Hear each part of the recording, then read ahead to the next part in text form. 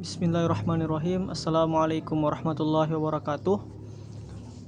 Saya Ahmad Mufadil, NIM 742302024038. Pada kesempatan kali ini saya akan kembali mengulang materi yang telah diajarkan pada pertemuan sebelumnya di mata kuliah Tarikh Tashrih.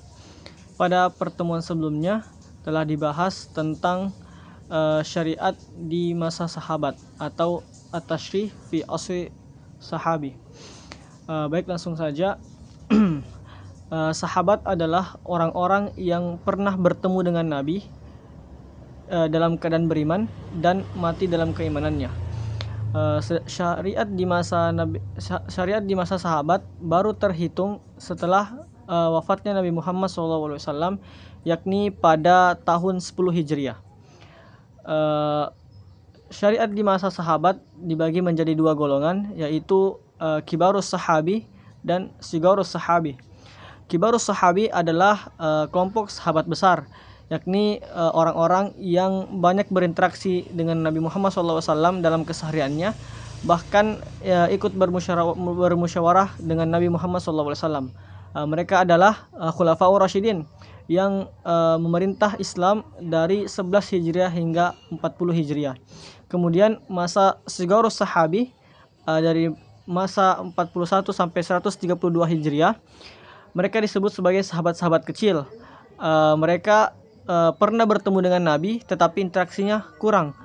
Entah itu karena jarak daerah mereka yang jauh, dan ada juga yang berpendapat bahwa yang dimaksud dengan Sigarus Sahabi adalah orang-orang yang ketika bertemu dengan Nabi usianya masih anak-anak.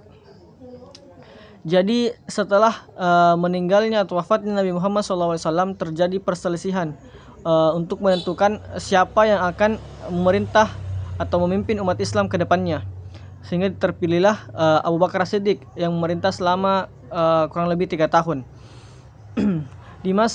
Syariat di masa Khalifah Abu Bakar As-Siddiq itu cenderung tidak terlalu pesat, karena pada masa tersebut beliau disibukkan dengan memberantas orang-orang yang menganggap dirinya sebagai nabi palsu.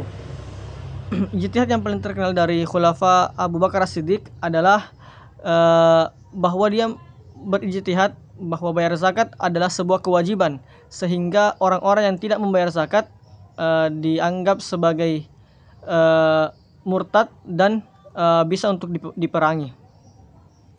Yang kedua adalah periode Umar bin Khattab yang memerintah dari tahun 13 Hijriah hingga 23 Hijriah. Pertumbuhan syariat di masa Umar bin Khattab cenderung lebih pesat karena semakin meluasnya daerah kekuasaan Islam. Umar dianggap sebagai pemimpin yang pandai untuk berijtihad. Salah satu putusan yang paling terkenal bahwa dia melarang untuk sahabat-sahabat itu meninggalkan Mekah agar syariat tetap terjaga di kota Mekah. Umar berijtihad untuk melaksanakan salat tarawih selama 20 rakaat. Kemudian dia juga berijtihad untuk menghapuskan zakat yang diberikan kepada orang-orang kafir yang mengganggu kaum muslimin. Yang ketiga adalah periode Utsman bin Affan dari tahun 23 hingga 35 Hijriah. Ijtihad yang paling terkenal dari Utsman bin Affan adalah Rasam Utsmani. Beliau menginisiasikan untuk membukukan Al-Quran karena melihat banyaknya penghafal Al-Quran yang gugur di medan perang. Utsman bin Affan juga memerintahkan untuk diadakannya 2 kali azan pada salat Jumat untuk memperingatkan umat muslim agar bersegera ke masjid. Dan terakhir adalah periode Ali bin Abi Thalib, di mana beliau banyak berijtihad terkait dengan hukum keluarga. Salah satunya tentang masa iddah seorang perempuan yang hamil kemudian suaminya terbunuh. Dalam kondisi tersebut, maka masa iddah dari seorang istri adalah diambil pada periode terlamanya. Seperti itu. Mungkin itu dapat kami sampaikan. Billahi taufiq wa hidayah. Wassalamualaikum warahmatullahi wabarakatuh.